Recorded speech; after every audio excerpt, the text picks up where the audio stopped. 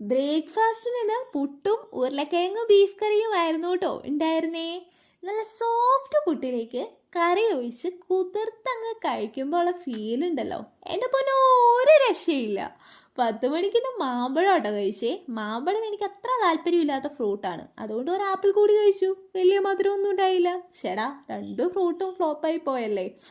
സാരില്ല, ലഞ്ച് പിടിക്കാം.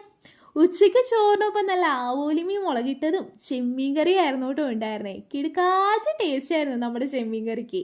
ഈവനിങ് അവല് നനച്ചതുണ്ടായിരുന്നു, അത് കുറച്ച് കഴിച്ചു. എനിക്ക് അത്ര താല്പര്യമൊന്നും ഉണ്ടായിരുന്നില്ല കേട്ടോ ഇന്ന് അത് കഴിക്കാൻ.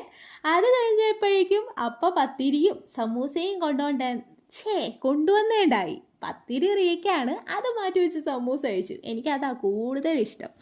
അത്താഴത്തിന് ചോറും ഉപ്പുമാങ്ങ വറ്റൽ മുളകും കൊച്ചുള്ളിയും ചേർത്ത് തിരുമിയതും സ്പെഷ്യൽ മുട്ട റോസ്റ്റും നെയ്മീൻ കറിയും മധുരമാങ്ങ അച്ചാറും ആയിരുന്നു കേട്ടോ ഉണ്ടായിരുന്നേ.